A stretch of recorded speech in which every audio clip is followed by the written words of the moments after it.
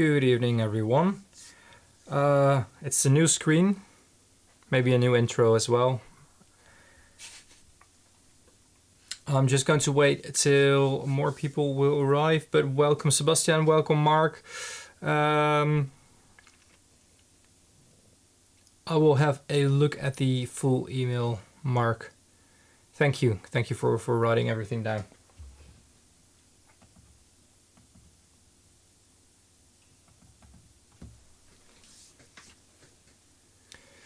Good evening, Mr. Pigments. Welcome back.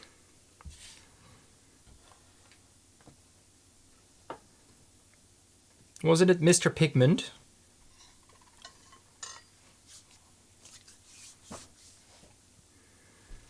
If it's you, good evening, and thanks for joining us. Good to have you here.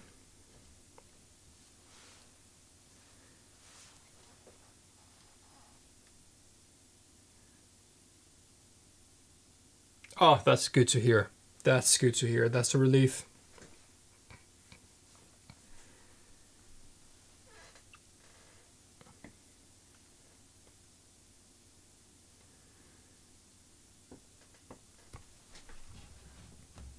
That is a relief.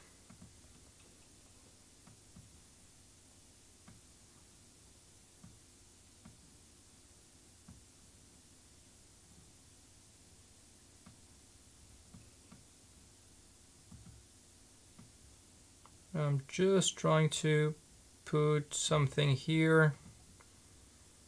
So my screen has a little better view on what everyone's doing.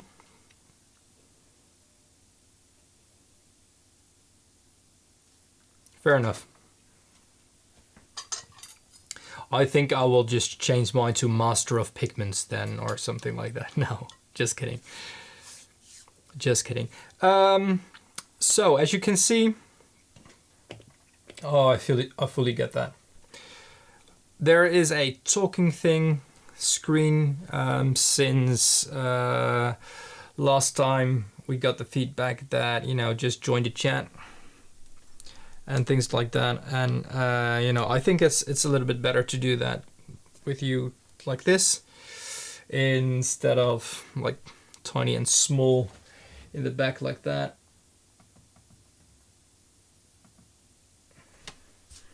Let's get this thing down a little bit. There you go. So this is good. This is good. Thank you, but dirty blue is already taken.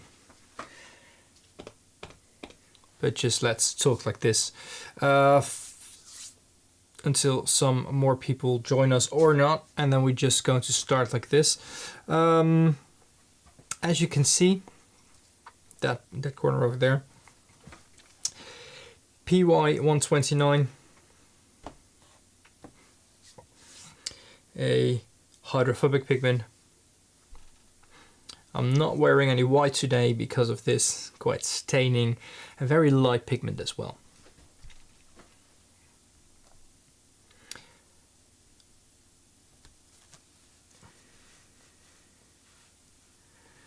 I am going to take it easy a little bit since there's something wrong with my shoulder.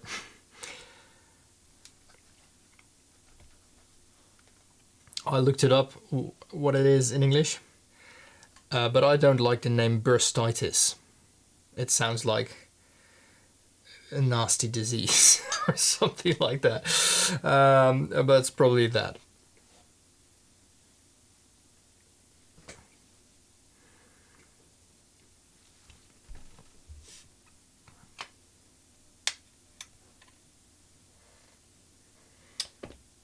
I am just going to... Hi, Mark.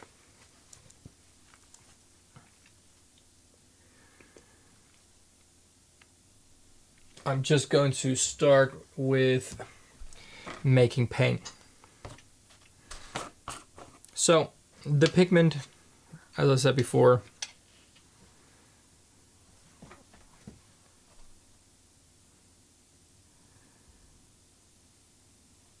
Yeah, I already have some.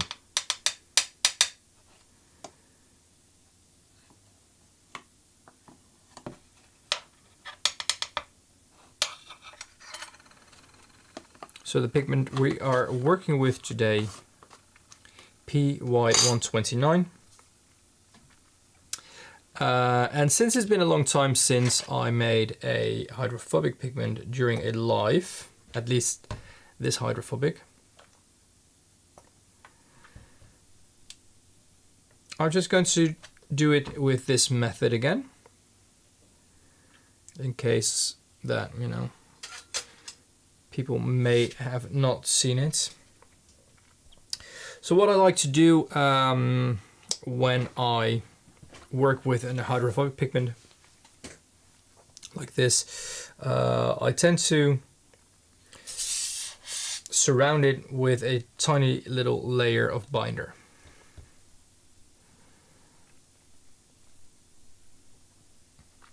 So there's not going to be molding with two hands today, like I've done before.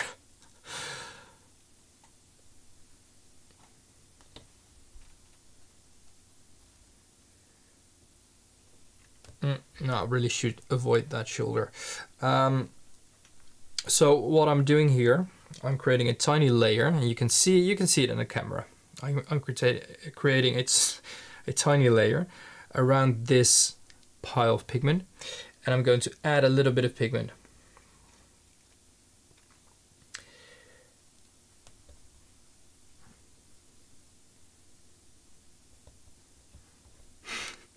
Hey Paolo, welcome.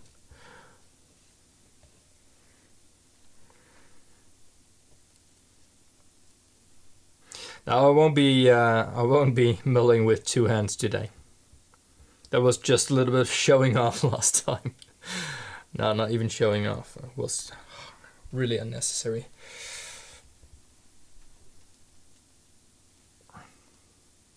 So as you can see, this tiny layer, a kind of sticky layer around the pigment, what I'm creating, slowly is introduced to a tiny bit of pigment.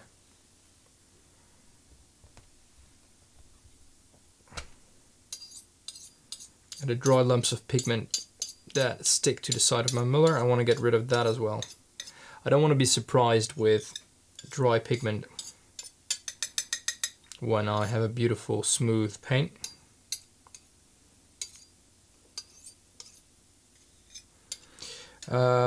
I know some people do add alcohol to this. It works wonders, but I don't like the alcohol in my binder. I don't like the way it reacts, and I actually don't like the way it feels while milling.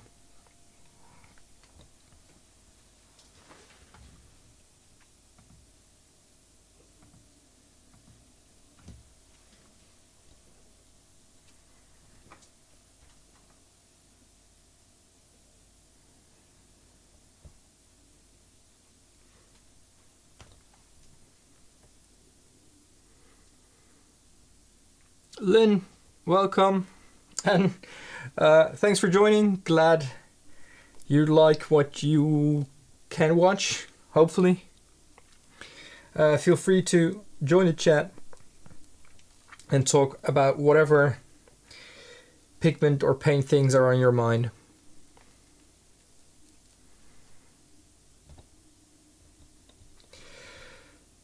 I really don't have another section. Studios, a lab section left here. Any options for that? You would need to build an attic here, which, you know, feel free to fund me for that, but until that time I won't have the space to do it.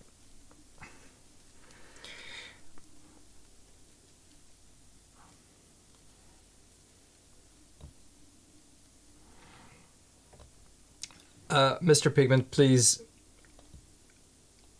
like I said before to you, do what is most important for you.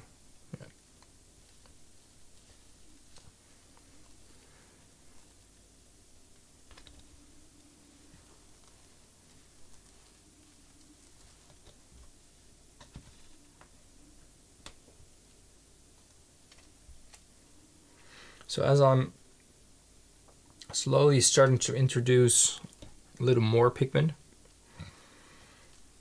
you can clearly see that that layer of binder becomes paint. So I have created this tiny layer of binder around the pigment to create like a glue effect, kind of I want to have a very thin layer of pigments on the what's happening here? There is something happening. If you could just have one moment, please. I don't know why, but my screen just stopped. Sorry about this, guys. Okay, so to create a kind of a glue like effect that makes the pigment just stick instead of reject or be rejected from water, I guess. I think that's the better thing to say. So the hydrophobic effect of the pigment is a lot less when you do it like this compared to when you just add the binder to the pigment here. Then you notice you get lumps and you get like loads of dry pigment in your binder still. Lynn, absolutely true. I usually do that as well. If you see my other videos or lives, I usually do that. Later on I will do that as well with a different color. But for this, I like to use this method since it creates less dust and less pigment particles in the air, which is quite important for me during a live, since I'm not wearing a mask. I want to talk to you. I'm just quickly going to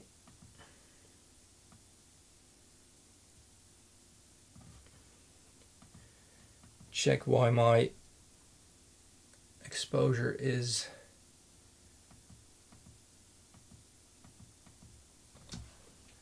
that's better. Okay, this is better. You would say, but this is something that, you know, returns every week. Having lights in like literally the same setting, cameras in the same setting, wouldn't make it hard for the technology to kind of do the same thing every week, but apparently it is.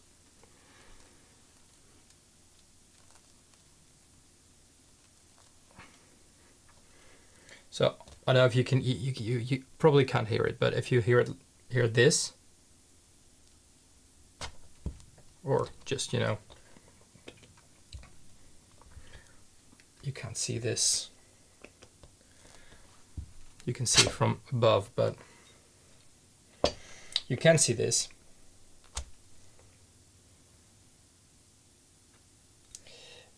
It's getting quite sticky. You can hear it.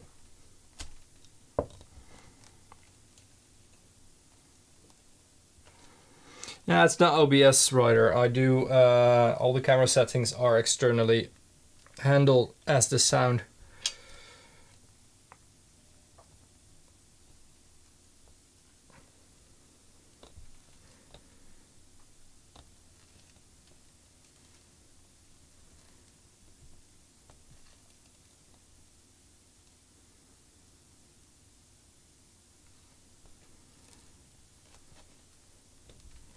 I mean, for one, I don't trust OBS with the sound. I'm using four microphones without any reverb, and that's only possible if you do it with the software from the manufacturer. So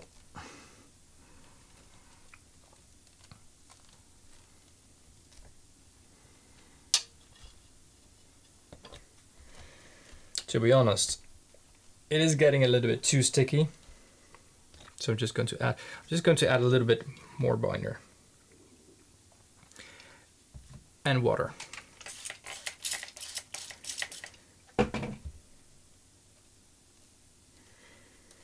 That's better.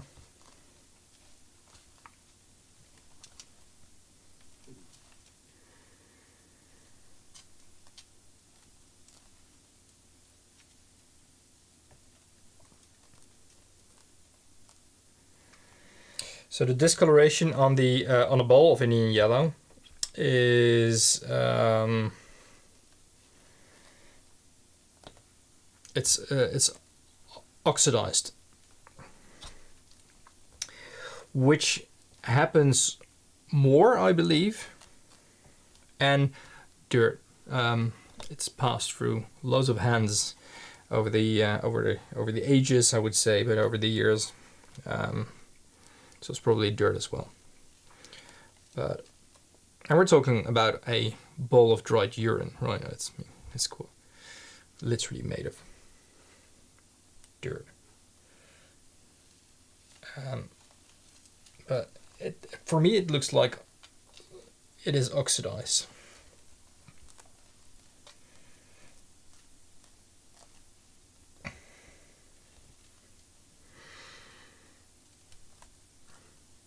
The texture,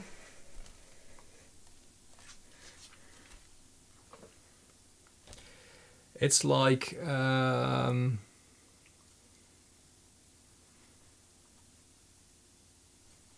it's not mold. I've seen parts that are broken off that have the same thing on the outside. It gets darker. I think it really depends on how clean it is, whether it turns like more brown or more greenish yellow.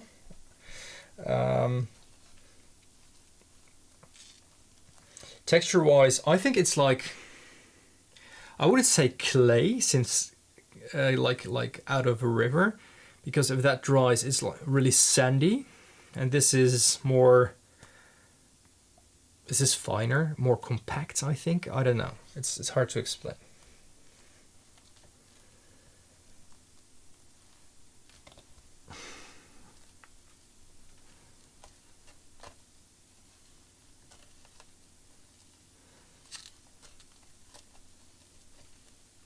What I love about this pigment is that it's like an olive green, basically, in its mass tone.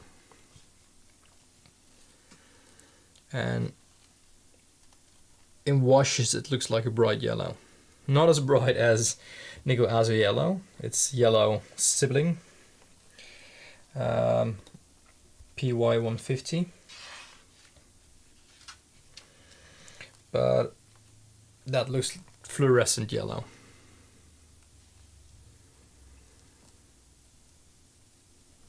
What do you mean with crystal effects? Of the dried urine crystals?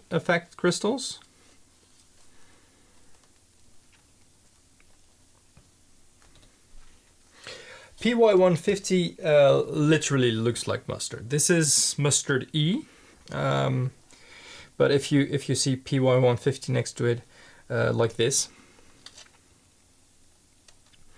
No, it's not like that, Sebastian. It's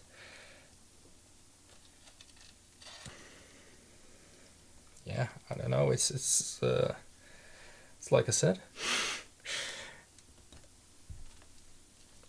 If you grind it up, or if you break it, if you even rub your finger over it, it gives off a fine powder.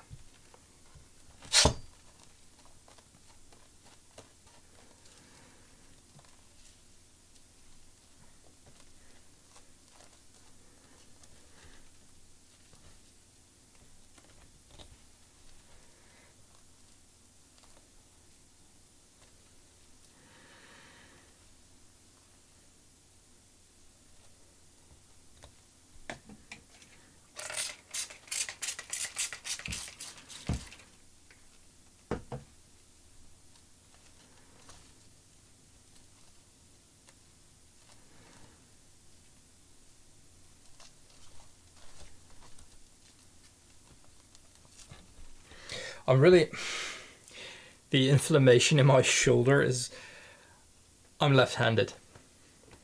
So I usually do most of this with this arm, and I notice this just hurts too much. So working with this arm,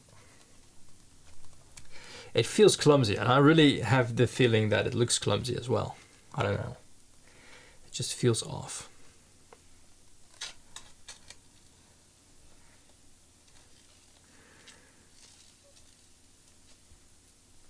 But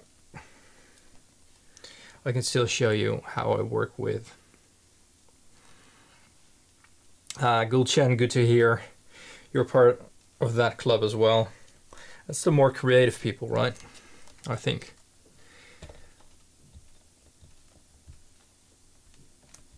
Put a little ADHD in it. Maybe some hyperflexibility in your joints.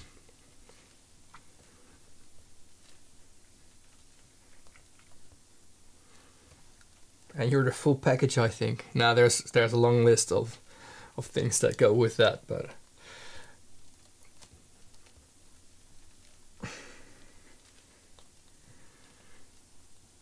autism, any part of the spectrum, it works. It works.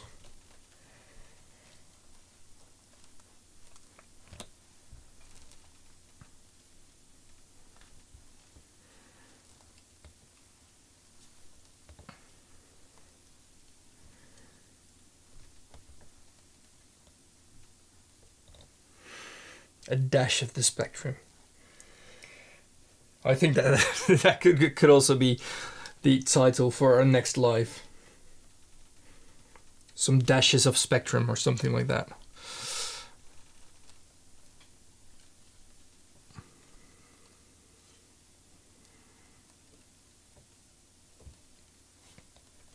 Well, I went to the doctor for my shoulder, and he asked me to make some, like, can you do this, can you do that, and he concluded that I can move way too far with my arms and hands. I already knew that, but just, he didn't.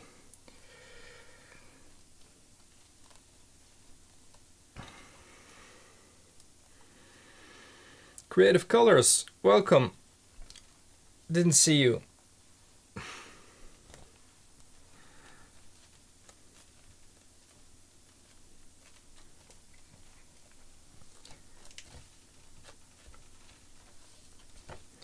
So if you hear me sighing a lot, it's like kind of breathing away the pain.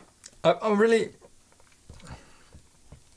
feeling like this. I shouldn't have gone live today, but I wanted to do this weekly, so I'm going to do this weekly, no matter what.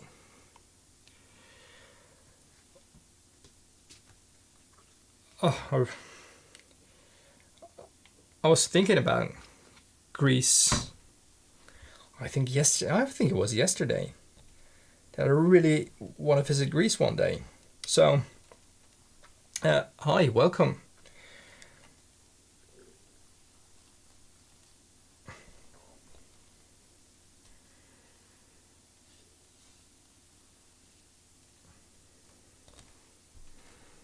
Yeah, I know I could have done just jetting, but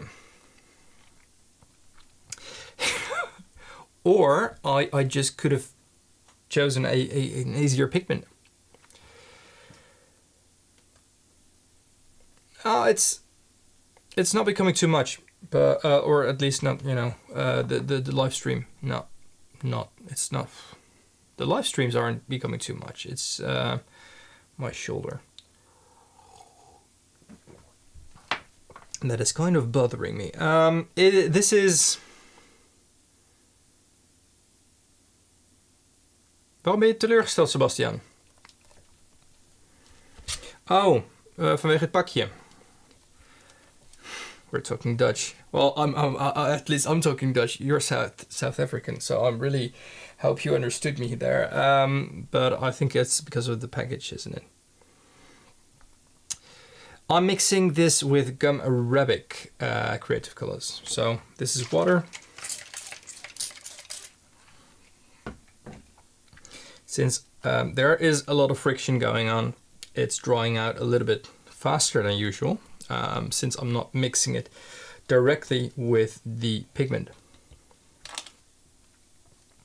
Yeah, I figured you were talking about that.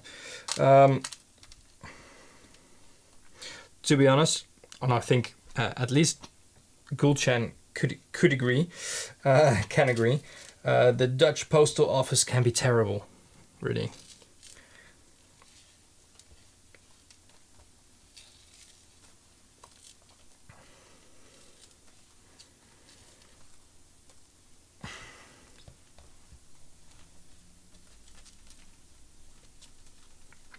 But I could have gone for an easier pigment. D. Arthur, welcome. I love this one too. I really love this one. I think, did you say it's a staple of yours? Someone said it's a staple in their palette, and I really think it could or should be. At least this or PY150, Nickel Azo Yellow.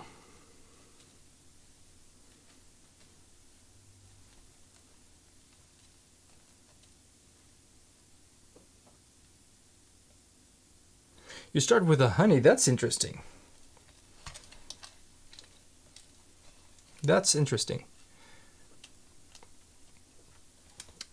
Creative colors, you said that, okay.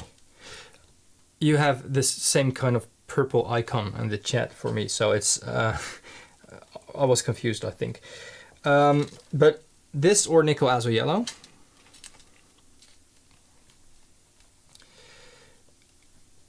And both is possible. I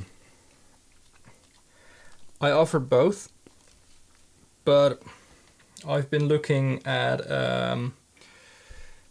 how they mix, and especially how they mix with certain pigments, since I need to continue that. It's long overdue. I'm working on a project with someone you probably all know, and I'm not going to say it. I'm working on a project to see, and I don't even know if it comes off the ground, but we're working on something to see how the colors mix and make like a limited palette based on color theory or mixing paths. And this one really didn't add a lot with the pigments that we're using in combination with PY150. So this could create kind of this, maybe even a little bit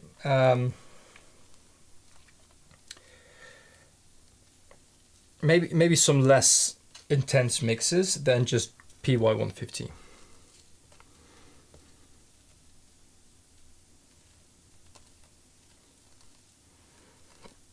Oh, that's great. I have a standard amount of honey in my binder, and I tweaked my binder in such a way that I can just add more binder to pigment. That works, but I'm not using a lot of honey.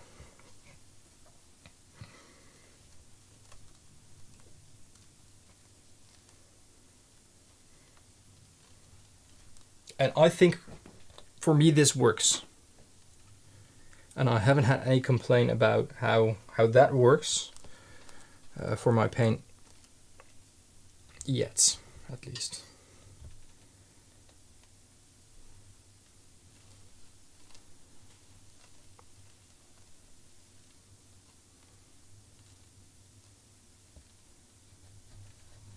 It does depend on the honey, yes. So as you can see, you can probably see it a little bit overexposure here, but there is a layer of, you can see it, there's a layer of pigment on my muller. That's just from everything that's still kind of rises up.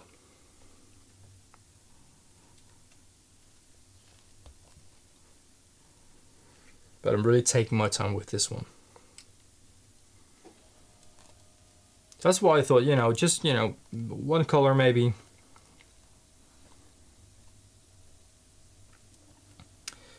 I actually fully pre-mixed my binder, but it took a serious amount of time to get my binder in a way that it works for every pigment that I'm trying. And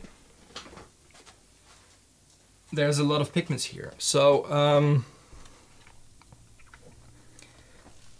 yeah, I managed to do that, I think. But maybe it's the honey. I don't know.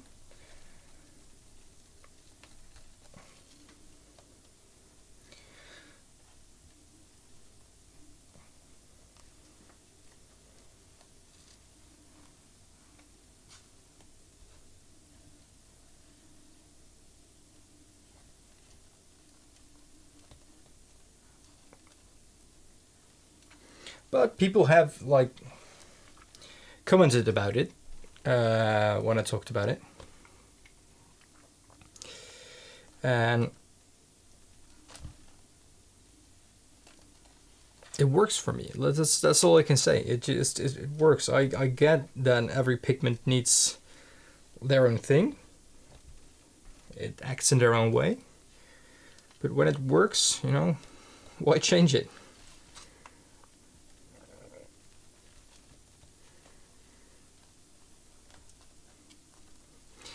Igras in yellow. Is this Igras in yellow?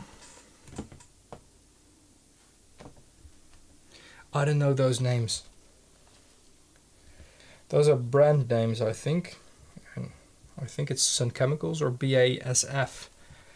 It has those names, right?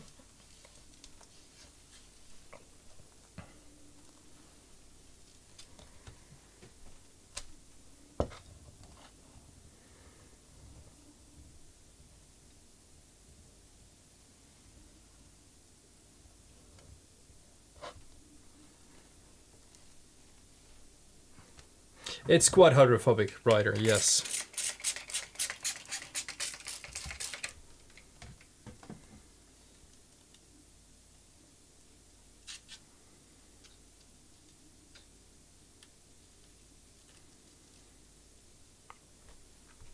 Creative colors, you are absolutely right, but like I said, for me it's just, you know, starting with a 50-50 base, 50% binder, 50% pigment. With matte pigments, and if it needs a little bit more binder, it takes a few drops, a little measurement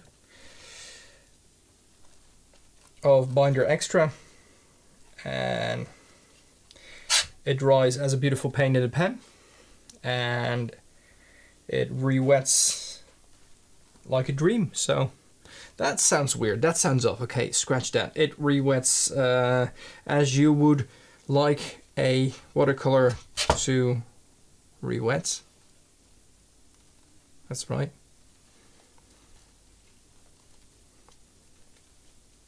That was wrong.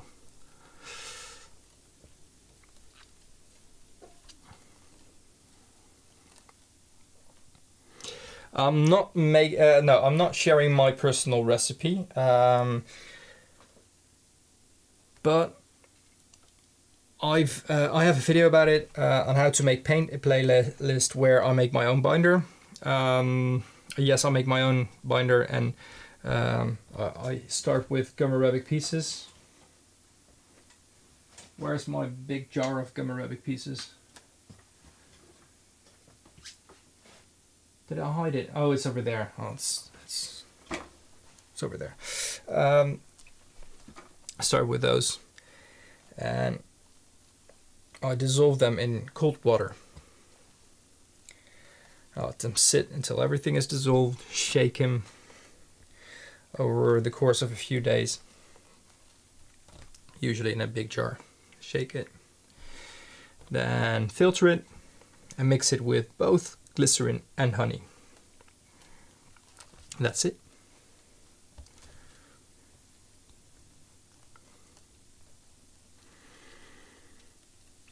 There's loads of resins.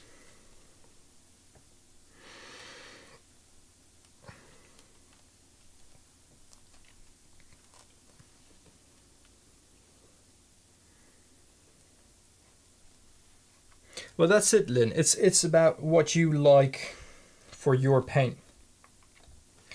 I really like this as my paint, and I think, hopefully, I think this kind of is quite recognizable as my paint for acting it the way it does.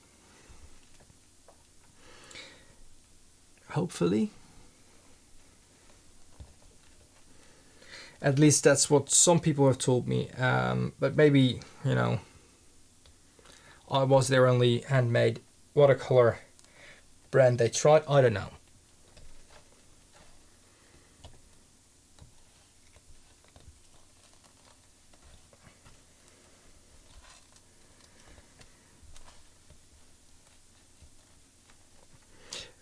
And I know people that use powder and boil it in a pan, add the boiling water and the powder, and boil it and let it settle. And those are good brands of handmade watercolor paint as well. Hello, back from the Netherlands. Welcome, Tracy.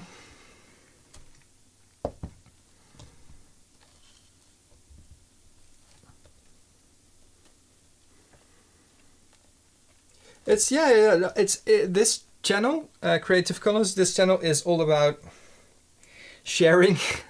One thing I'm not sharing is my recipe, and maybe one or two pigment suppliers that I want to keep close for myself. But anything else I share in my videos, during the chat.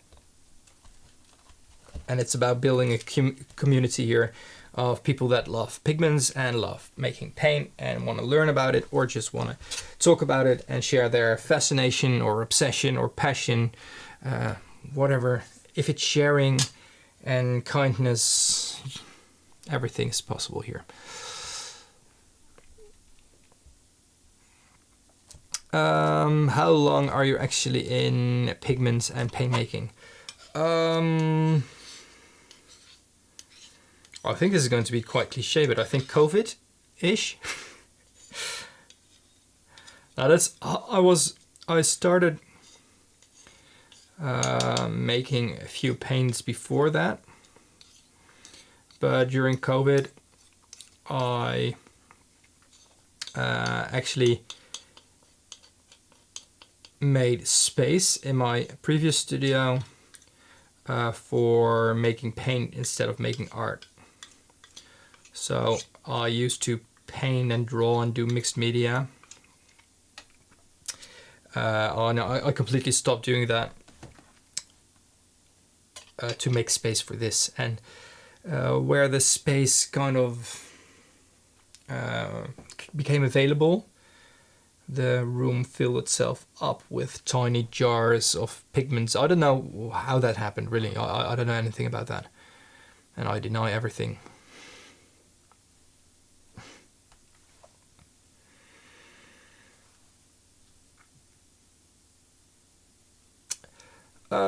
So I am a bit behind with the chat, I think. Let me have a quick look if I can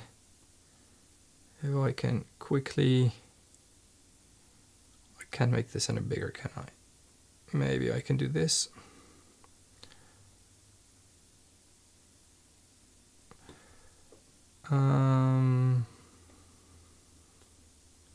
That's not helping.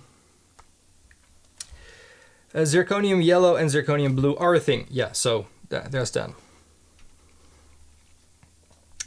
This is PY129. Yes, a watercolorist. Welcome, if I haven't said that already. It's Gulchen, to be honest, it's not impulse buys even. I'm creating curated lists of things I have, missing, want to buy, or could wait.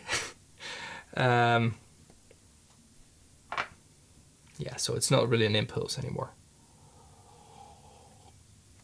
Right, boxes full. It's like, here's a box. Oh, pigments, where did they come from? They're so beautiful. Oh, shouldn't have done that.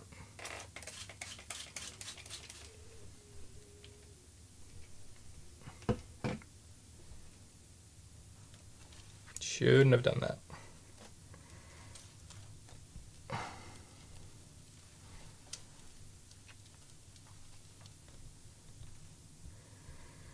So I will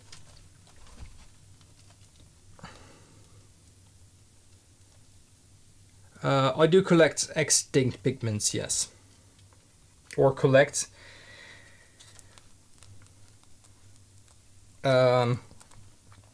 yes, yeah. I collect pigment.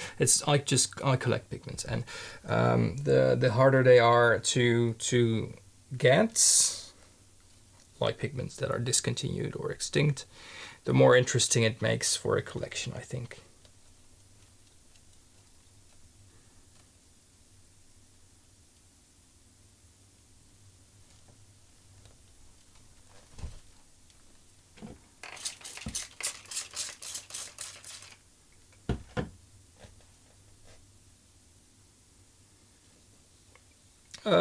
Thanks for saying a watercolorist. Are you on a different device that might happen? The first time I see you putting out a heads up like this.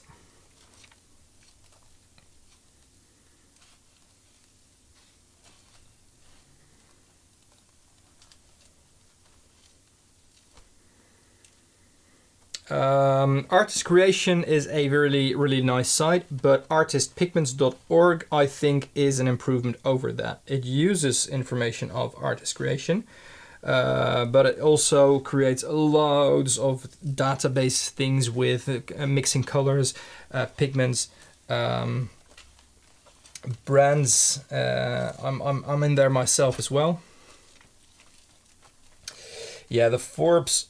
I really want to go there one time, the Forbes collection, and I want to go there, not just see them behind glass. I just want to walk that aisle instead of looking at it from the other side of a balcony.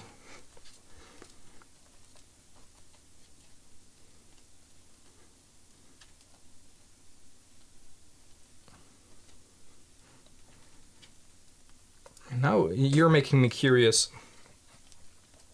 It's the Forbes pigment collection. And there are some really nice videos about it on YouTube. And basically all what you see in the videos are mummy brown, Indian yellow, Tyrian purple, maybe even Shields green or Paris green. The obvious things that I also put in the video. But artistpigments.org.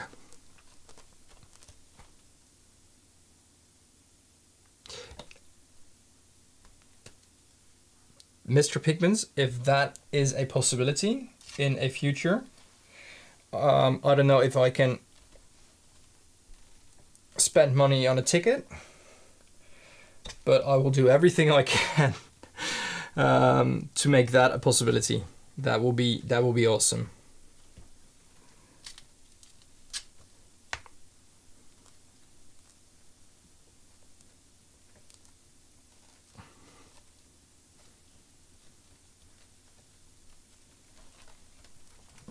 So as you can see, it lights up where it's wet. As you can see, we are now fully mulling. All the pigment is already mixed with the binder. No, Sebastian. No. It's written there. It's mine.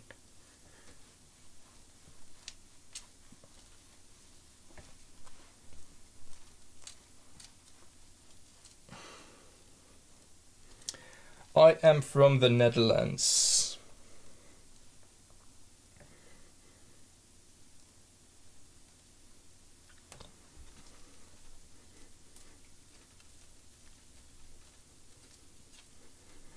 It is known. Not that I'm from the Netherlands, just that spot's mine.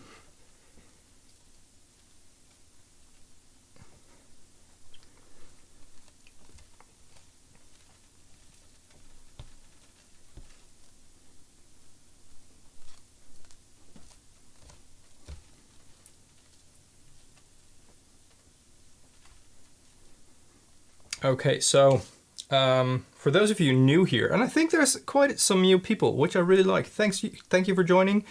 Also, if you haven't already, please like my stream.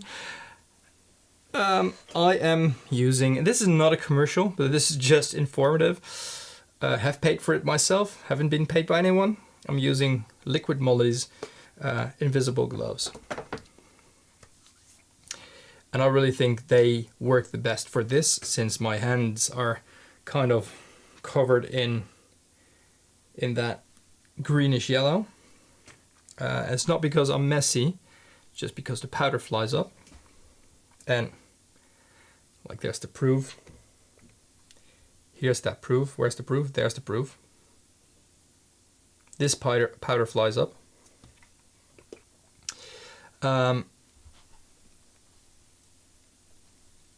This washes off with water with ease.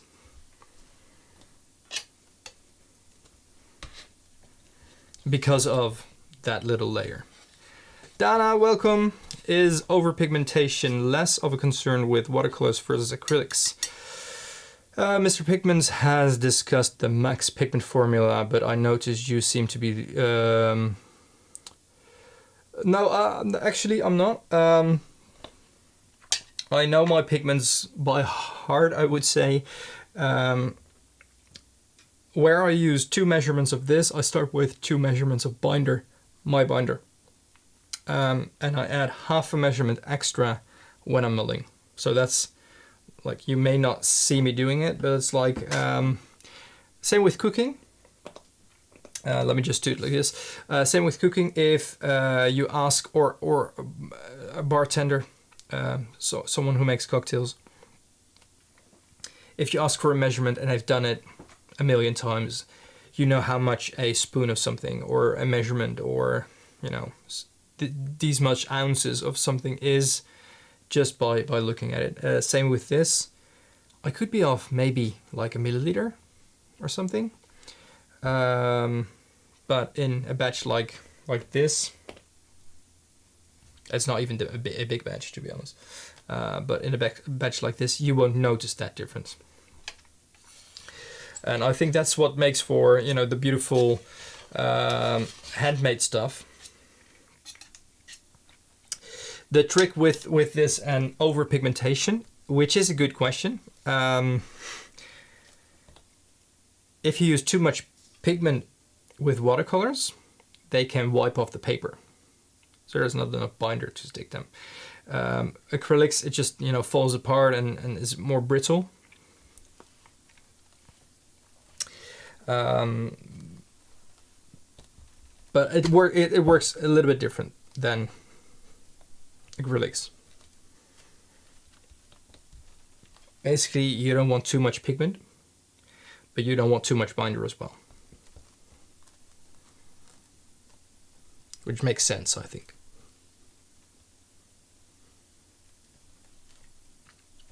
Lynn, yeah, that's usually how I start with new pigments as well.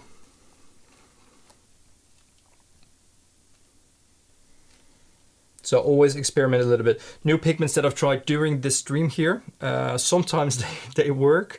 I've had one pigment, I think that was the Maya Blue. One of the Maya Blues I did a while back. One of them didn't have enough binder. And it didn't really rub off the paper, but it just fell out the pan in crumbles. Which you also don't really want.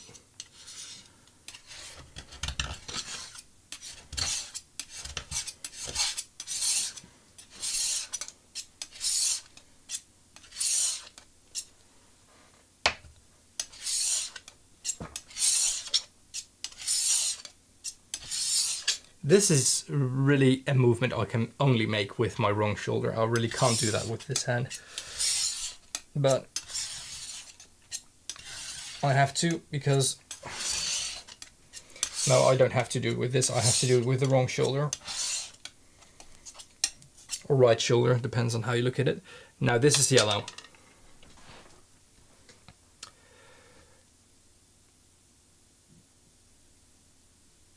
Yeah, the gum arabic makes it stick to the paper, yeah, basically.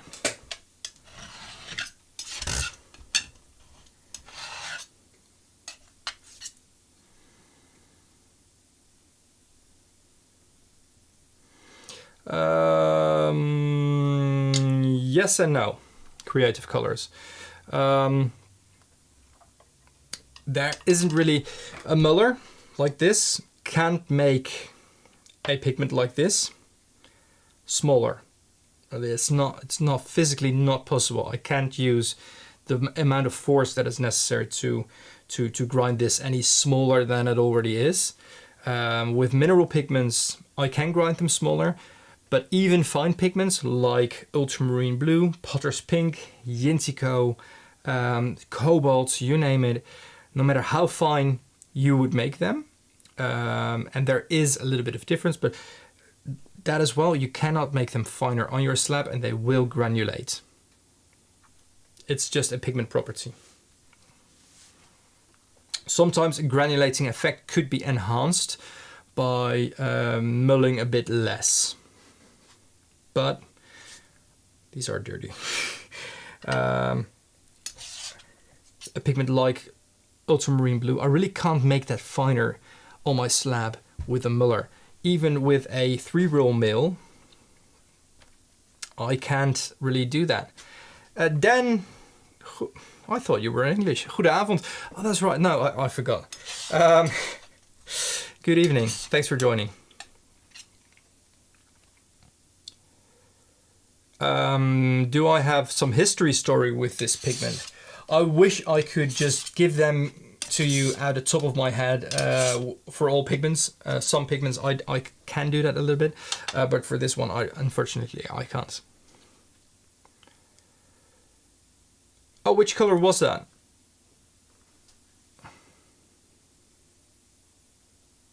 And thanks, Paolo, for answering Lynn, because Lynn, I'm just seeing your question or comment right now.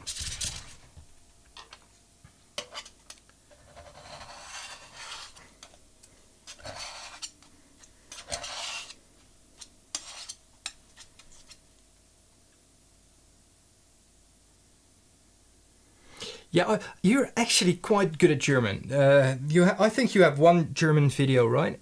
If I remember correctly.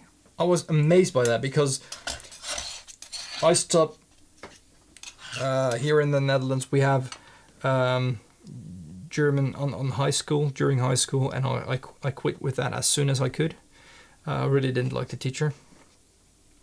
But, you know, working with pigments now and seeing how many pigment people are in Germany, not only interested in, you know, paints, but also pigment manufacturers. I feel quite bad for quitting German. But anyway. Ultramarine green, that's possible. That would be, I'm not going to take my swatches now. But that would be very, very possible.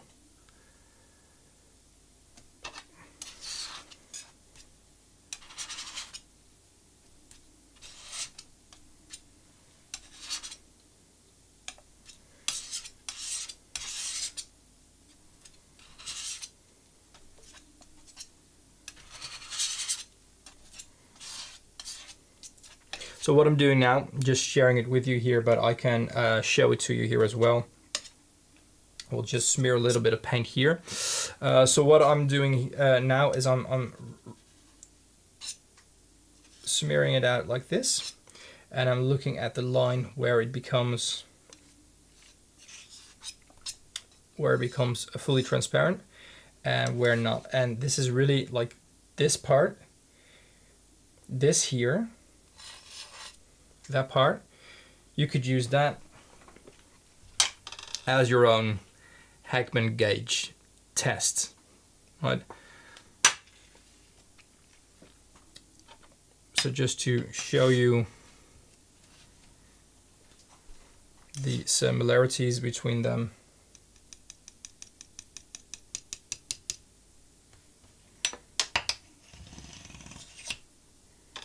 Oh, I didn't clean this enough. Okay, this is my bad. It was laying there and I forgot to clean it thoroughly. Okay, so I will do this over.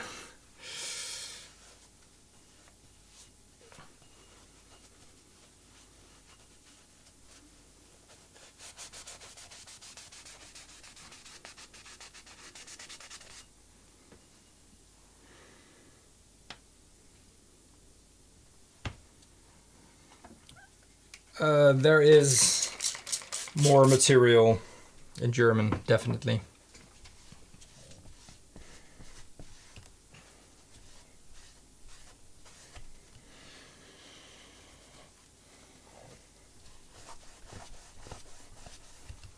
Okay, now let's see if I properly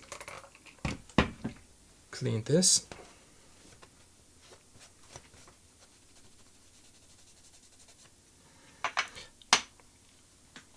German is a lot to learn. I wouldn't say Dutch is any easier though.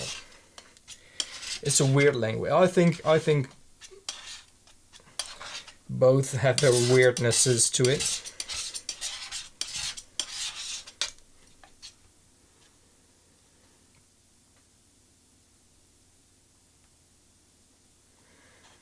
Really? I didn't know that.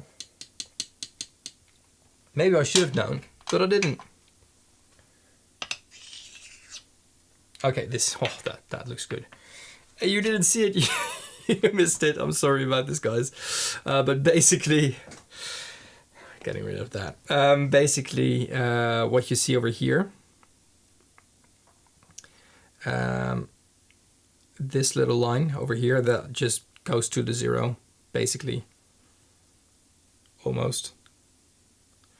That's the same as you see over here. Only this is just a centimeter wide. This is 10 times that size. And when you go to a paint factory, like a big brand, they have Hagman gauges that go from 100 to 0 that are this big, and they cost about 10,000 euros.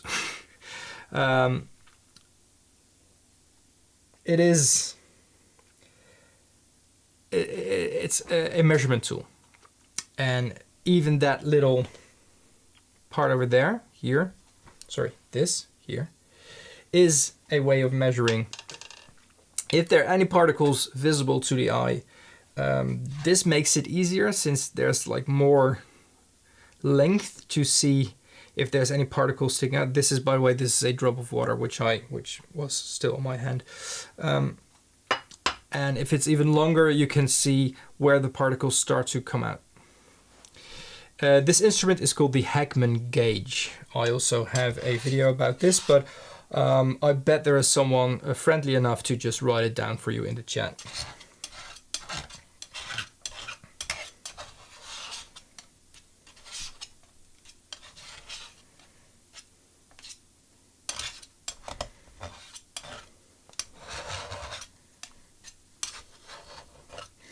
Don't settle for the cheapest. It's possible. If you are serious about this, if you just want to have it like as a guideline, cheap is good. But if you want a real exact measurement and constant measurement of something that is also hard enough, and this is important for mineral pigments. So I use this a lot for things like azurite and malachite, for instance. Thank you, Dana. There are cheap versions, which are cheap because we are talking about it's made out of aluminium or aluminum. And the pigment is harder than that. So if you still have coarse pigment particles and you scratch it, you just scratch it inside the Hagman gauge or inside that gauge. I wouldn't even call it a Hagman gauge. Those cheaper ones are used for lotions and stuff like that, which is also why the Hagman gauge is used. A grindometer,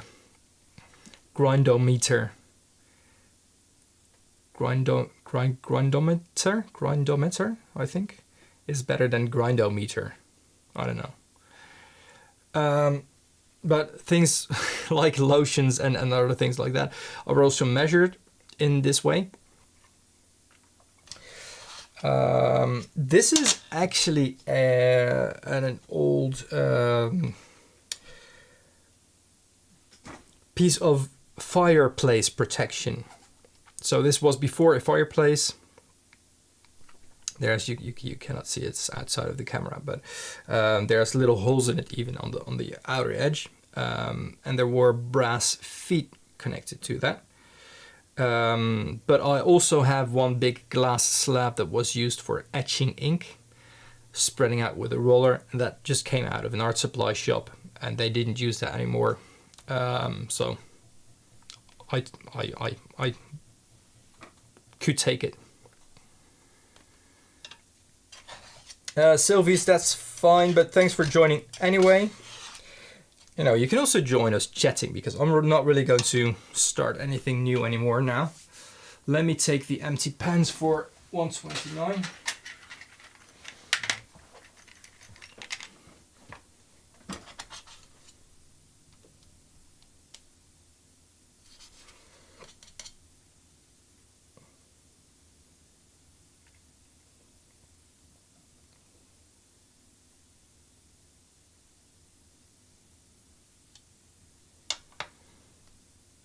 Glass cutting boards work perfectly.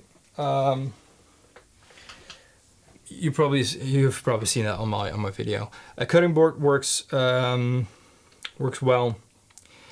A IKEA shelf, like literally 2 for 15 euros, I think, works well as well.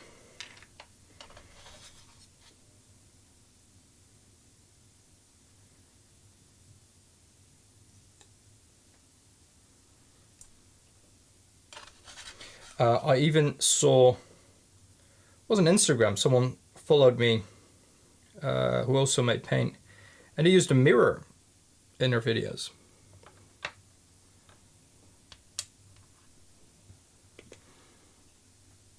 PY 129.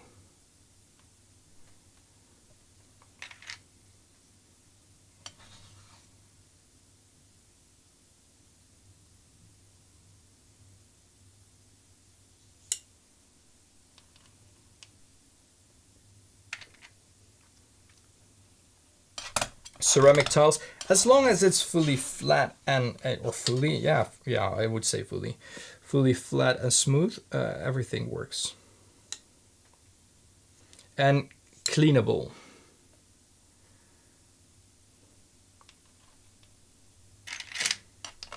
And I don't know if it's a word, but now it is. Thank you, Dan. Just on top. My brand is on the, so my brand is on one side and the pigment number is on the other side.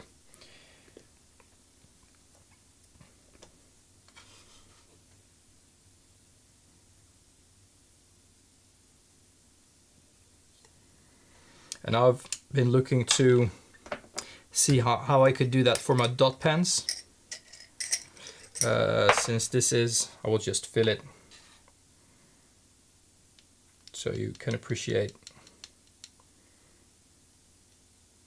how it was meant. This is a dot pen,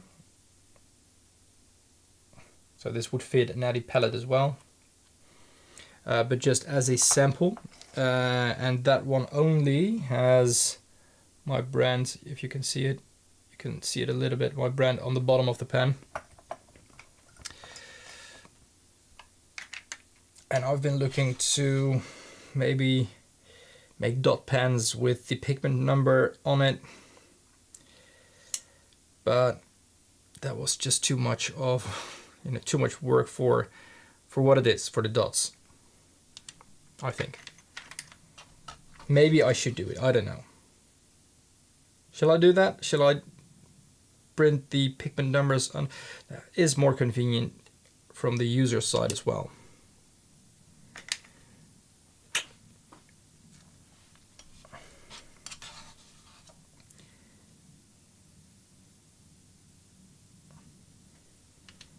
It's not that hard to make. No, they're not too thin. It's let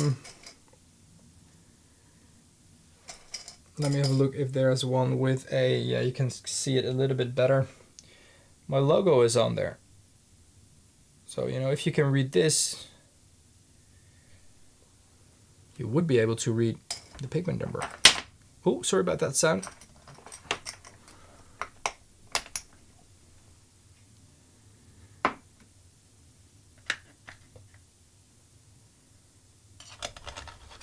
Oh, we're not talking about that thickness. Sorry, these are multiple things going, like it's blah. Sorry about that.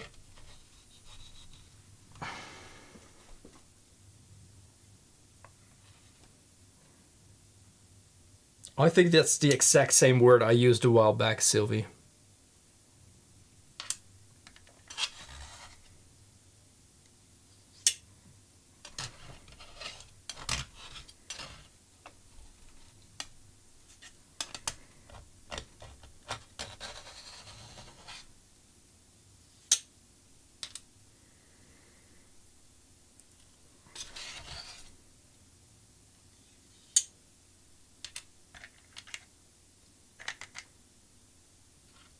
Anyone who could use a little bit extra?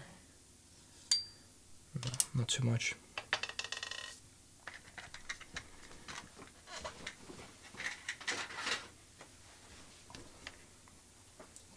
I am a big fan of budget options that work. So you have, I do have one dedicated, or dedicated is, I don't even think that's the right word. This was sold as a glass slab, and I'm just leaving the anti-slip mat under it. But this was sold as a slab for mulling, but as you can see, it is quite small. It's literally, it's just a bit bigger than my hand. It is very thick though, and it's beautiful glass. It's heavy. It's pre-roughened, sanded. I like this, and hopefully you can still hear me here. I'm using it with my with a tiny muller here. If I have quick experimental ideas. And this is just weird. I mean, I can literally take 2 steps this way and I'm a big slab there, but I like to cook things up there in the corner to, you know, try things out. It is very expensive for what it is, and that's, I think, the first thing I bought, since, you know, I saw paint making stuff in an art supply shop. So that must be used for paint making, and that's the only thing you could use for paint making. It's not. It's not. Literally, the IKEA shelf, I think, is over here. Do I have it over here? Yes. It's the one.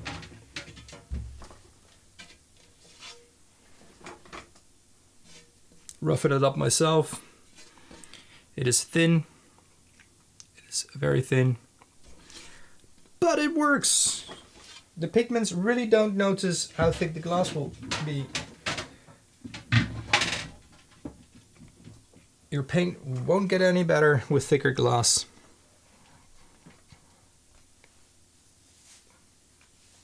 And I'm not paid by IKEA to say this. Like I said, it's just a budget option, which I do enjoy if they work really well.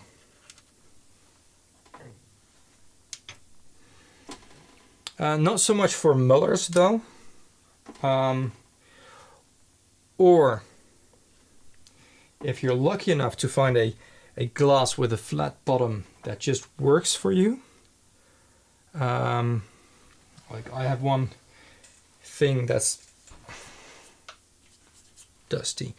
This is a marble chandelier-ish thing, which just, you know, it's just a handle with a perfectly flat and a little bit roughened up surface. This works perfectly as a tiny muller.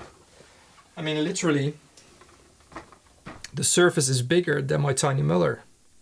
And this is what I've used a long time when I first started. And I bought this for €1 in a thrift shop. So, fantastic finds are possible. Yes, Thomas's mullers are beautiful. I've been in talks with him a while back. Sorry. About looking at maybe getting a logo inside a muller, or maybe a custom color swirl. And I really wanted to have like an ochre yellow with ultramarine blue, since those are the base colors of dirty blue. That's literally PY143 or PY43 and PB29. But to get colors out of glass colors like that would be so expensive. So yeah.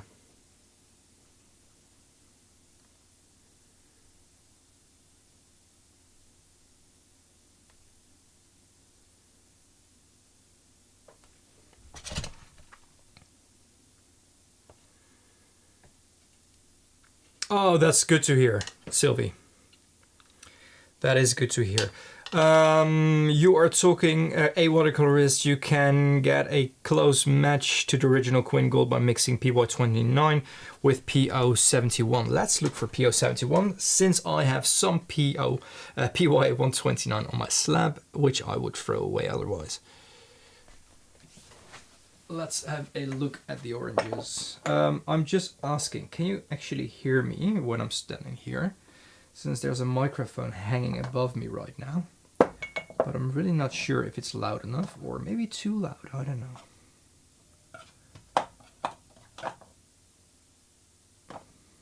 PO61, no.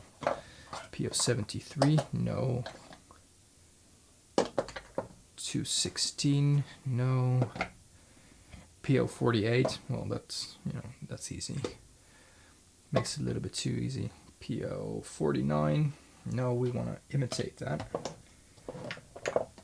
PO75, 73, 78, 62. Oh, I haven't told you about PO78, by the way. I do have that. I haven't made it, and I'm not going to make it now.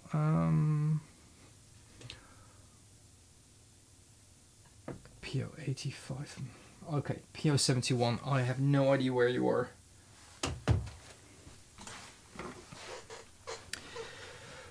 So that was just me mumbling.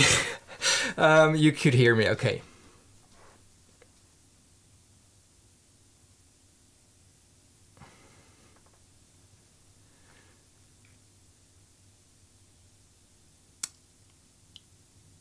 What? Okay, just what shall I mix with this? Not like mix, but just putting a tiny little bit of stuff in, because I'm going to clean this. I'm going to clean it now, but I can always throw in a color to show you what it mixes like with that color.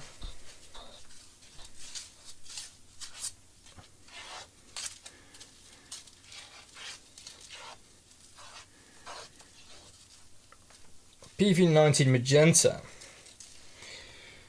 Okay.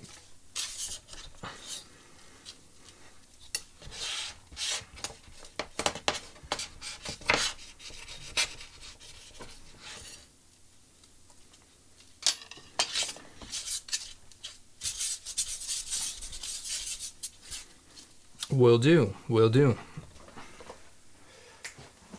PV19 magenta, quinacridone rose, PV19 crimson, scarlet and magenta. There we go.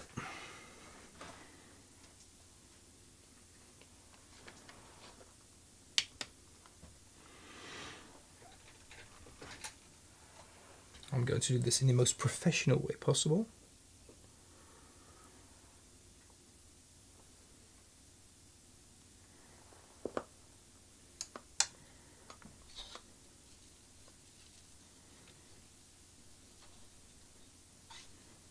Okay, I see where you're getting at. Okay. Okay.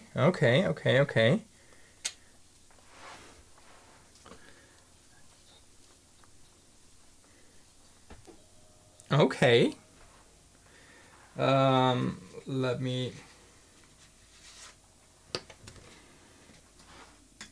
first swatch this one in its pure form for you.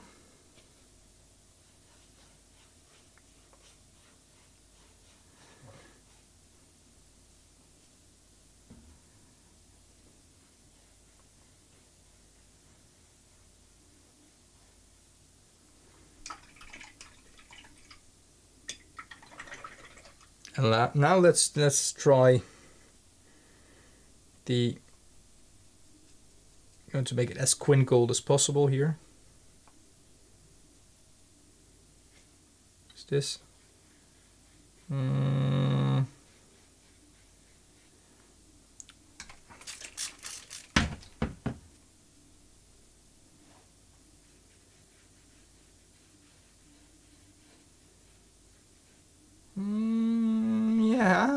yeah, that's quite close.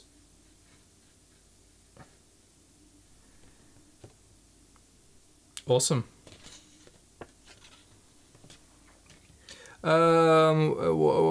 Let's have a look. A watercolorist. Yes, this is Kramer.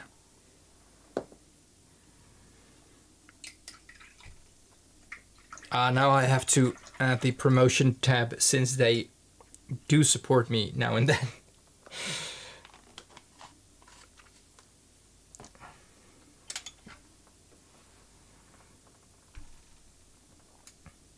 I knew there was some sort of an alchemist in me.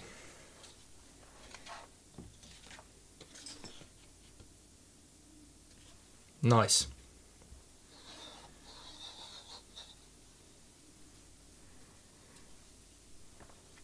Sylvie, this is a dangerous place to be when you collect pigments.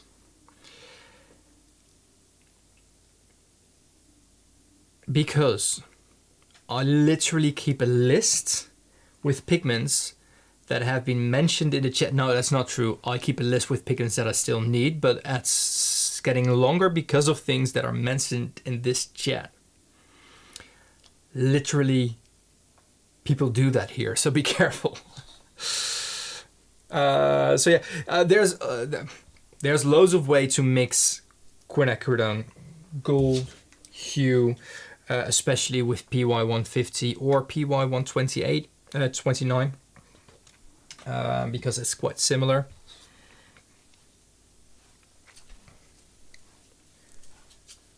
Let's just make a beautiful greenish glowing golden moon here on my slab. And now I'm just going to ruin it for you.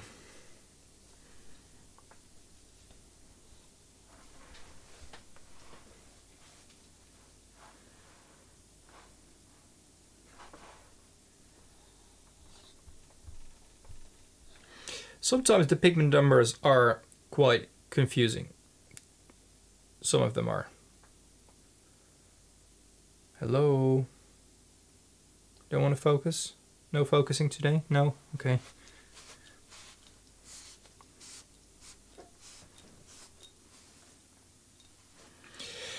Dan, to be honest,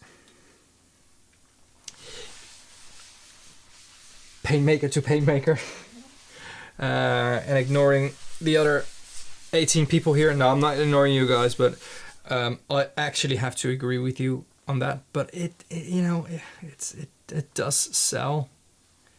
There is the hype around it, and it's a hype because it's a hype, I think.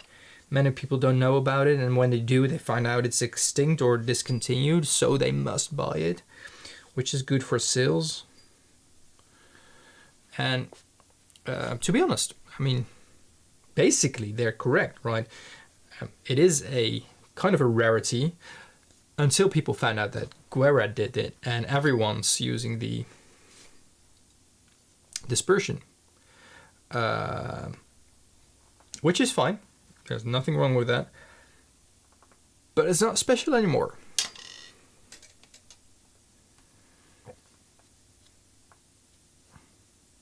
The color is nice, but that's why it was discontinued in the first place, because it's too easy to replicate, especially when it doesn't come to watercolors. But another finishes where you don't need transparency. Any earth mixture would do, and it's way cheaper, more light fast or stable.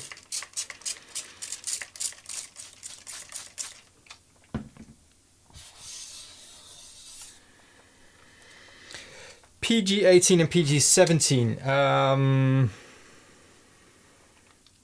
Do you ask that because one is like hydrated chromium oxide and the other is chromium oxide? Because that's something that I've been wondering myself as well, a watercolorist, but you actually mention it now, so I never thought about that before. Or again,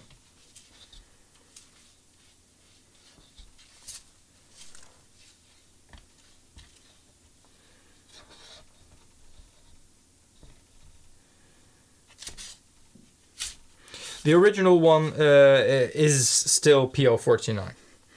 And Daniel Smith had a large batch of it. They bought all the pigment when it was discontinued, so they were the only one who had like that version left. There are a few other versions. There have been a few other versions of PO49, but most of them lacked the gold quality that the original one, or the one that was used before by all the brands, it lacked that quality.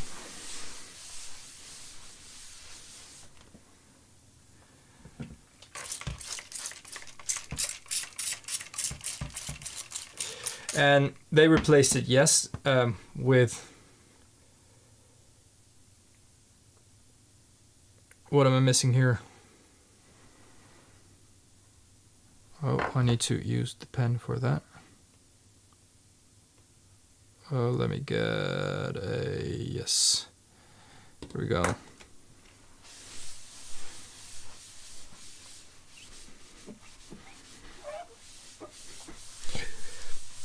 I do get the hype with manganese blue. I don't even think it's a hype. I think it's just well deserved. I'm literally all over the place here. Where is this thing going? You stay here. You have a thing underneath you that should prevent you from doing this. Remember your place, okay?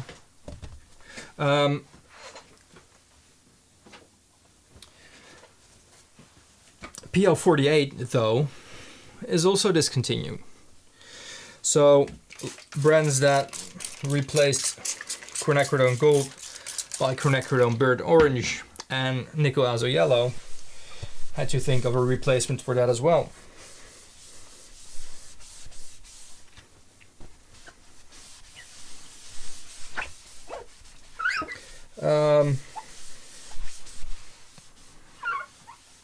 Jane Blundell has a great database of swatches and comparisons.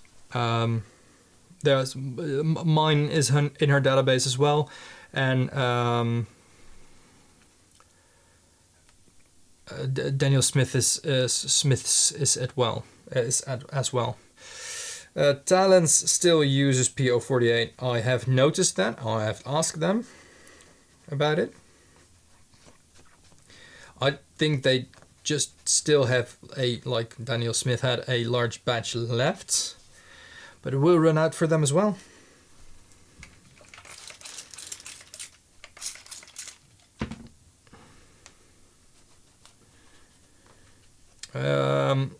Mostly the waste material is toxic gold chain. It's not nice, it's not like a healthy thing to make, but it's mostly the waste material that is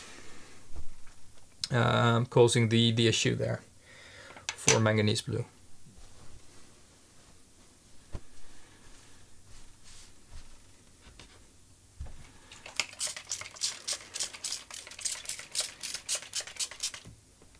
I'm not going to bore you with my cleaning. I'm going to bore you with myself.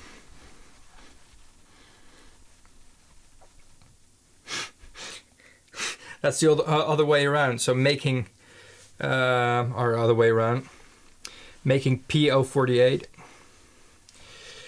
with the same colors. Yeah, basically it is, yeah, it's quite similar. I noticed that there was one brand of handmade, I don't know who it was. They made quinacridone burned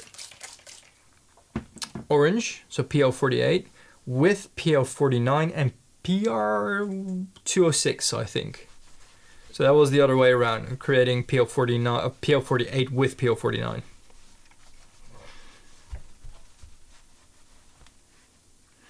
Are you bored, watercolorists? What can I do to help you?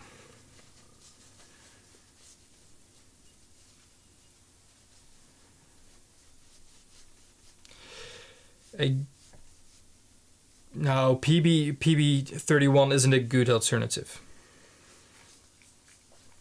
I have to. I fully agree with Dan on that one.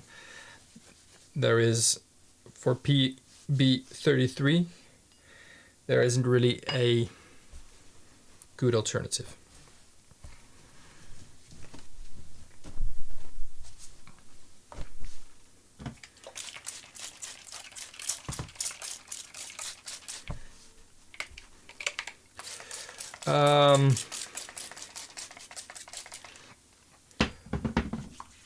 Well, I want to say I'll leave that to the chat, but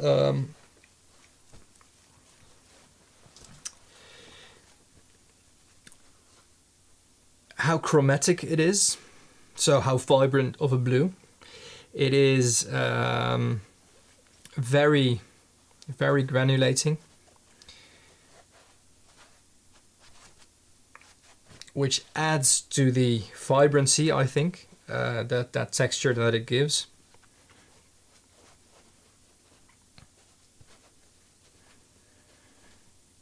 You have talked about that notebook before, Sebastian. Why didn't you have one already?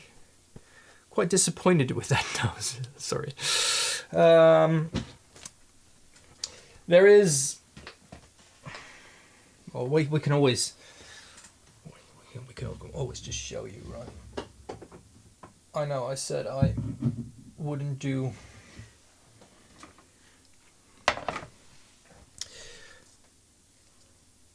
A second color.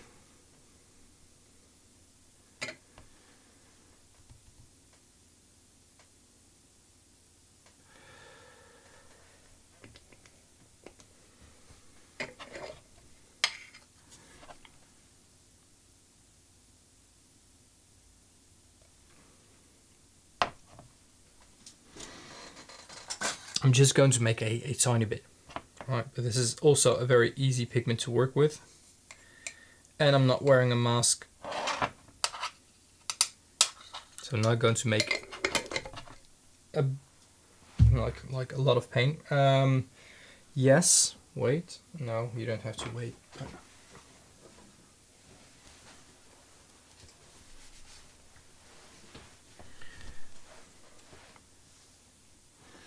Yeah, I said I wouldn't do another one, but then you started about manganese blue. This is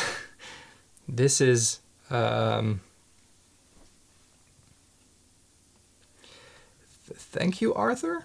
D. Arthur.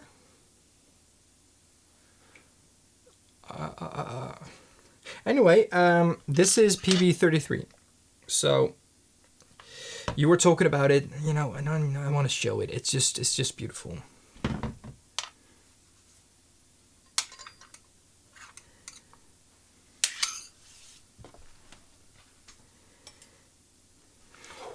That wasn't clean yet. Almost ruined it there.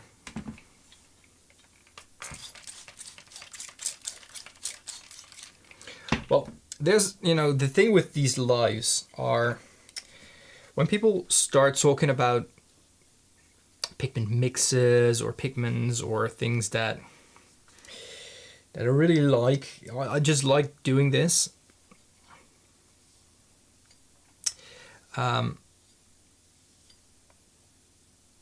Yeah, then I'm just going to take it. I mean, no, this is actually not the one from the guy on eBay or Etsy. I actually found a source that has a big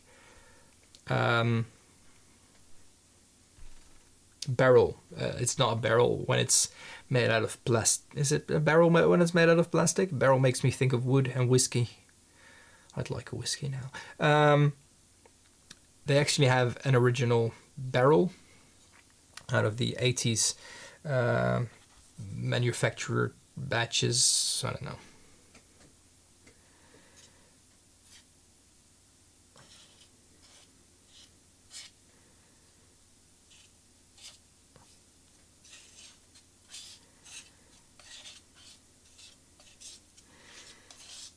And this happens to be a discontinued color.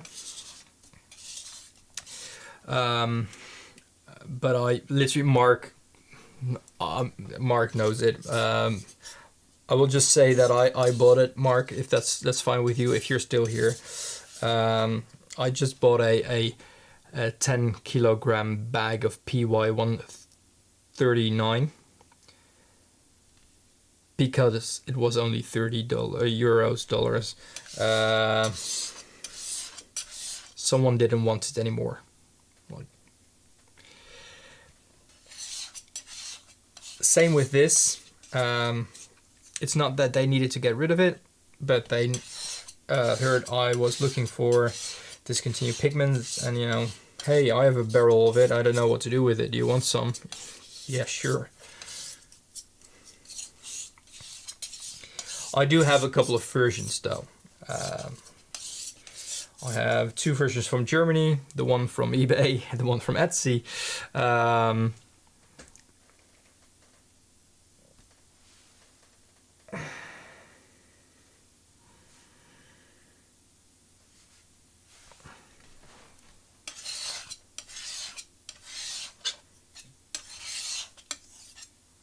And one from the UK.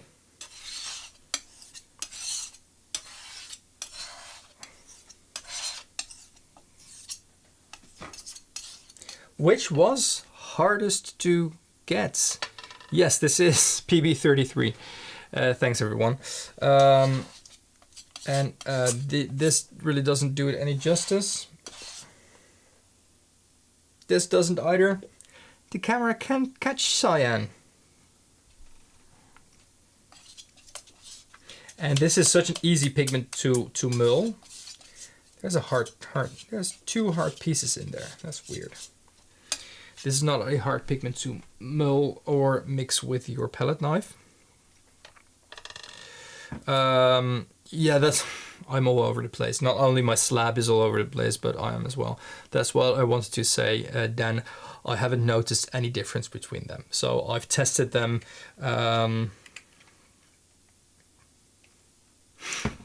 I don't know what I'm doing here. I tested them against each other to see if there are any differences, and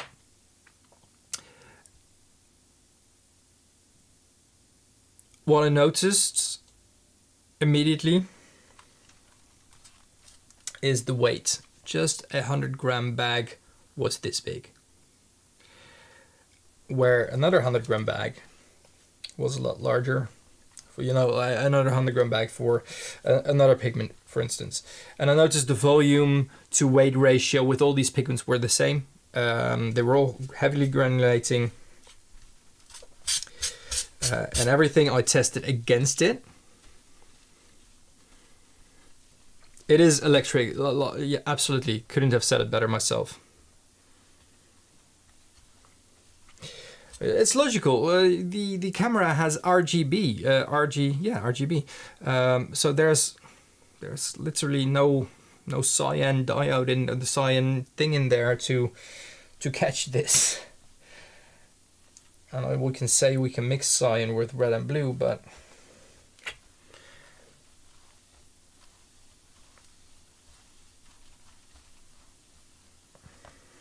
I think it's the same with orange that we made last week. It had a lot of issues with that, or it was the scarlet that we made.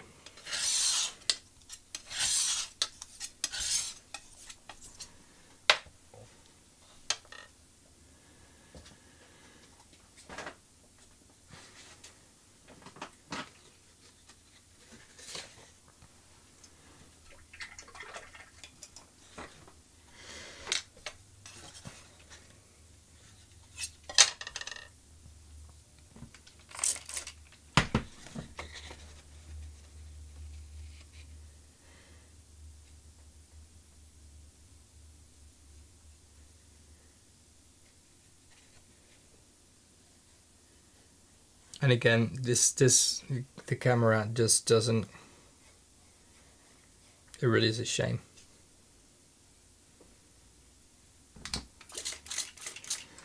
But color isn't the only thing that makes it special.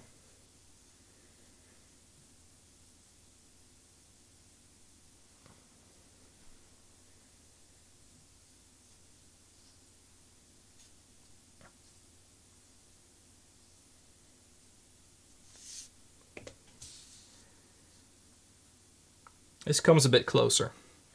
But the way that this granulates and how fast it granulates, just look at, I know I shouldn't go over it again, but just see how quickly this settles and how quickly this granulates and kind of falls apart and settles in the paper. It is ridiculous in comparison with any other color, how quick this, there are cobalt colors that do that, but no blues, not like this.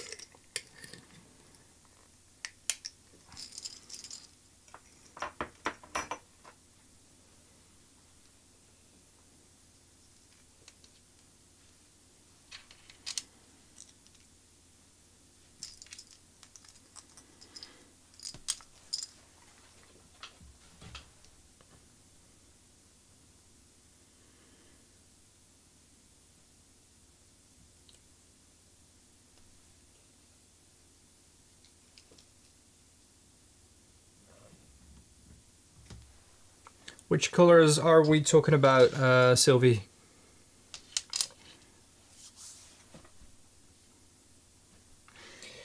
It's it's quite a specific color when it comes to how you can use it. It is heavily granulating. So if you're doing landscapes, for instance, yes, this could be used for clouds. Sky and clouds. Also, any greens in your landscape could be made with this, and it would, have a nice texture. Could create a nice texture. Mixing greens with this, but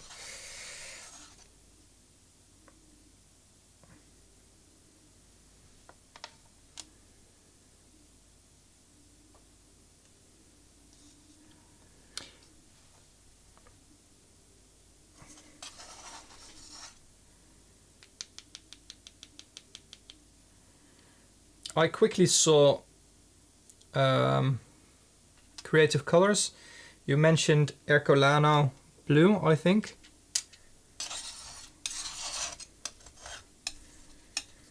Where does that name come from? Because I have a pigment jar with that on it. I have orange that says Ercolano orange. What is it? There's also a Dutch brand, by the way, that sells the pigment, and they specify which pigments are in there. But I have some older pigment jars that have the same name on it, and I don't know what they are.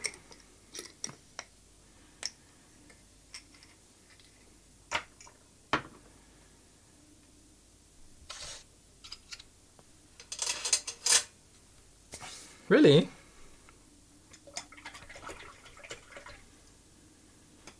Oh, that water is also nice. That was the quinacridone green gold water, now mixed with the, I can just show you, right? Mixed with manganese blue. It's kind of a, it's way more muted here than it is here. It's like a turquoise moss kind of color. Okay, but not every Ercolano green is a cinnabar, is PG, it's zinc green, isn't it? PG15? I have clean hands, I can check this.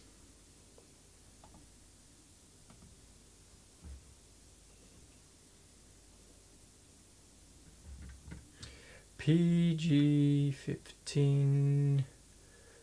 No, that's 16. Chrome green. Chrome green.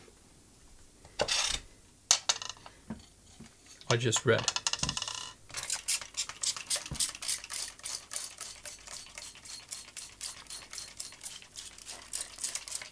Okay, but still, where does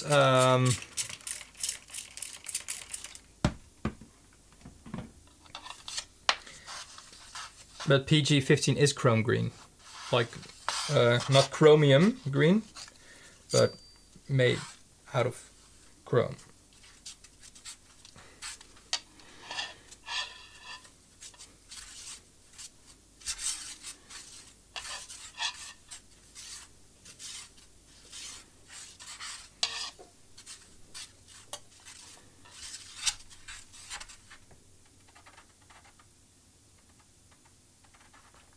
Cinnabar green isn't made out of cinnabar. Cinnabar is purely red. It's just a name.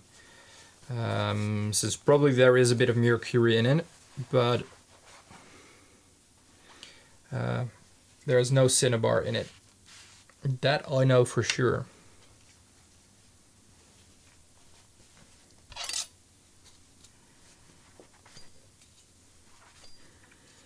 Same as cadmium green.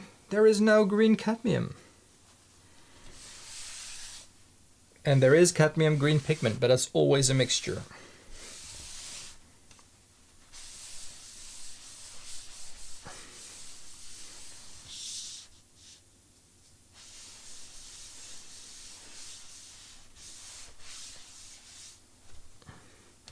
I think I even have some.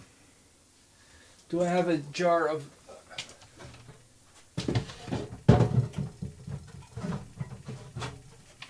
No. That's not the green version. Let's just talk. Are there any questions? Are there any other things people would like to see I can just make a little bit out of? But, you know, maybe not.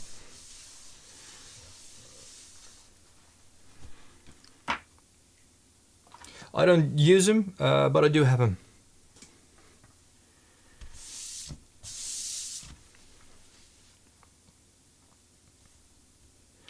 I'm quickly going to get some more water.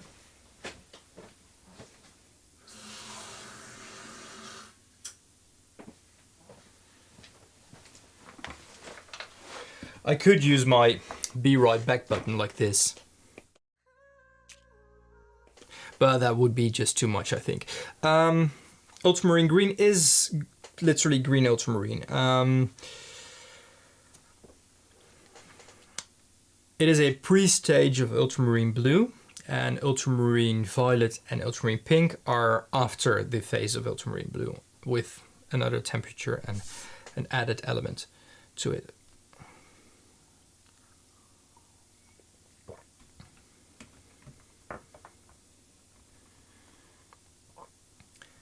That, I think, D. Arthur, this thing, there's no camera anymore. This would actually, it already sank down. The blue literally already, you don't see it on the camera, the blue already sank down.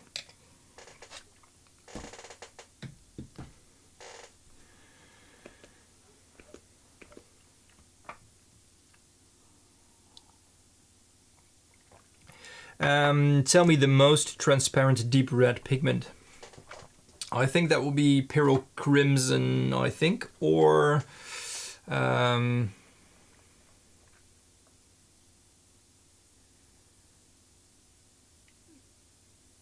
Perylene Maroon?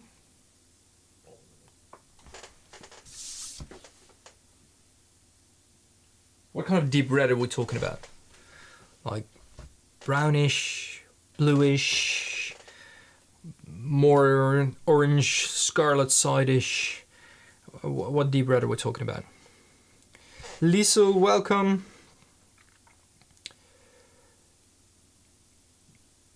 Are there any books, audiobooks you recommend that I could listen to while paid? So, well, audiobooks, no, but please just, you know, put my channel on repeat and loop and anything. No, I'm just kidding.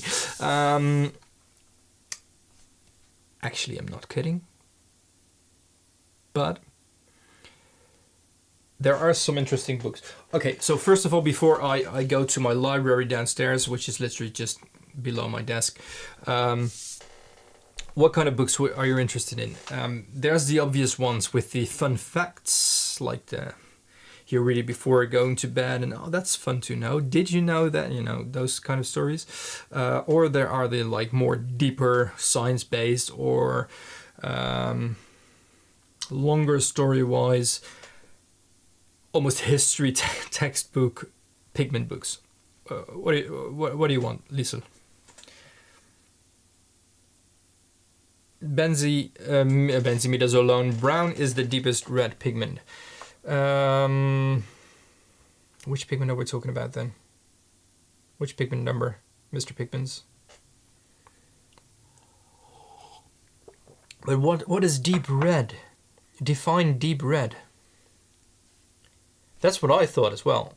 Perinone is same as perylene, right? Yeah, perylene. Sometimes these things sound weird saying them. PBR 25. I have that right. I don't work enough with these. I even sell those, I think. I do sell that. I sell that. When my shop's open, at least.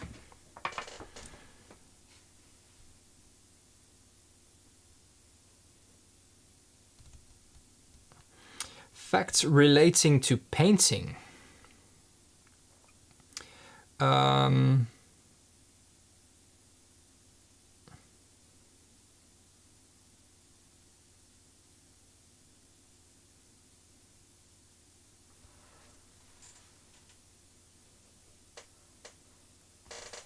Sorry about this, guys.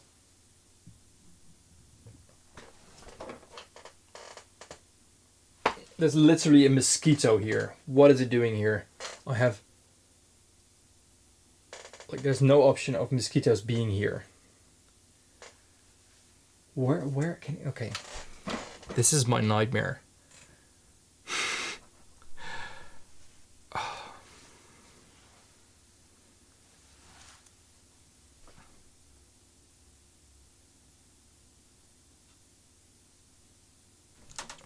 Okay, so I can see it sitting there as well, but I need to go over my microscope and through the microphone to get there. I'm not going to do that, but I think I've been stung as well.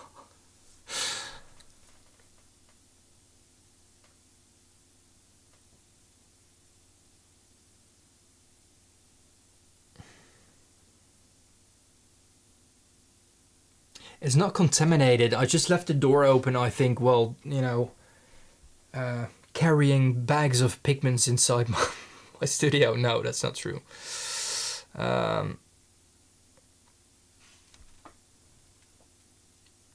Okay, so a deep red pigment.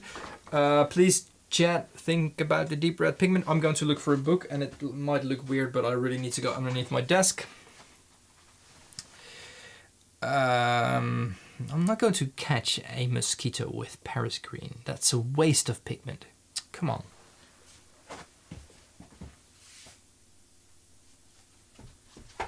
So there's these books, which, you know, are about colors, color groups in general, which is nice.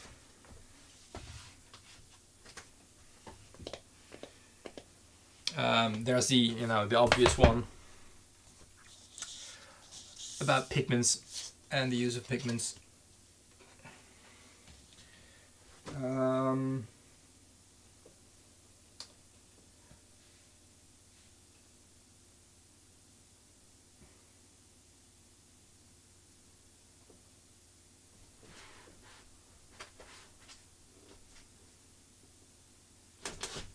The impact of different pigments.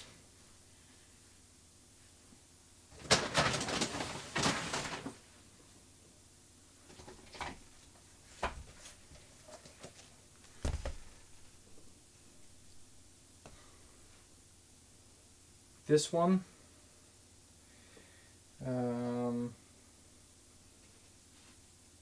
Oh yeah, there's... let me have a look. This one as well.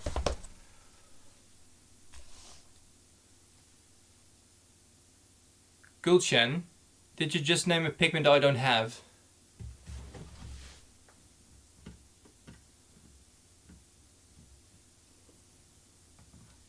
Oh good, I have it. Hi guys.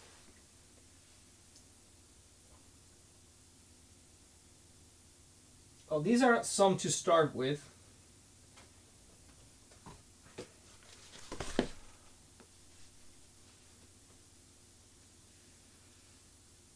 And there's a lot more. I have PR208, okay? I just looked it up while I was on the floor looking at my screen. So these are some books. PR123. No, no, no, no, no, no, no, no, you're not doing this, you're not doing this, you're not doing this. Ha, I have that. I have that.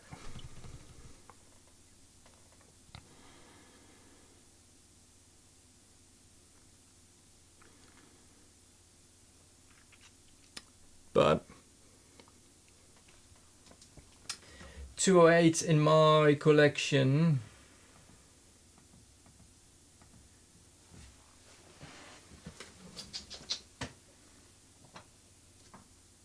is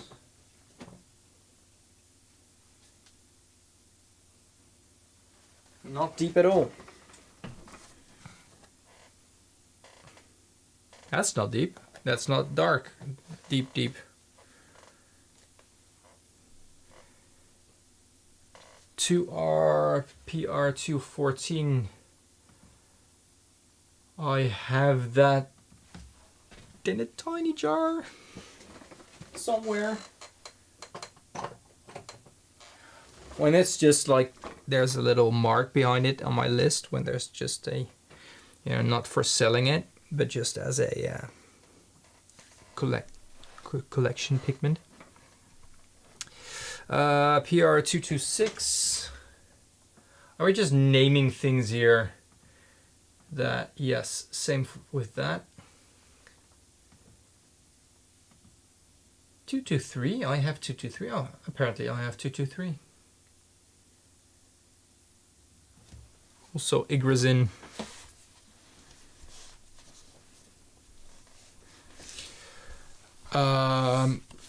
Where did I find that?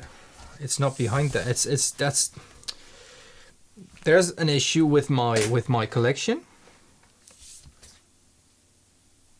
I have like samples, and they may come out of, you know, China or whatever, places where, you know, loads of pigments are being sold, and I'm asking for samples just, you know, to try and compare unusual pigments against pigments that I already sell and have, and the mosquito is gone. I can't see it anymore. I'm so afraid.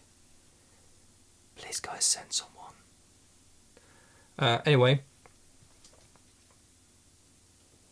then there's, I write the supplier behind that, so I can, you know, always look it up and order more.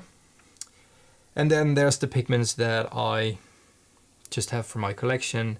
Not planning on selling, not planning on getting more. And I, at the start, or for a long time, I haven't written down what my source was for some of them.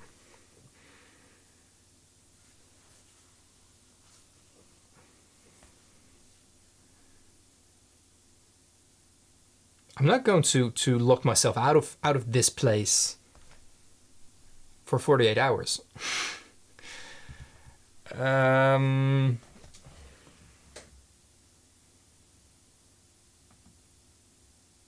don't think I have that one, Mr. Pigment.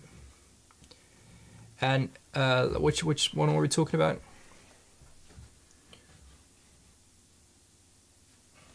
Let's just go back to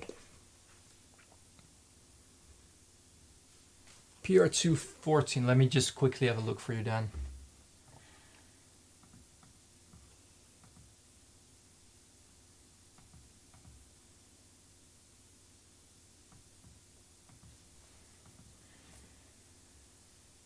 Well, Guerra sells it.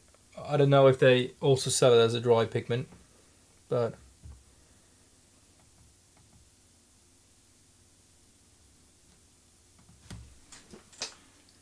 the worst thing about, you know, this mosquito issue that we're having right now here, I know that there's bigger issues in the world, guys. I truly do.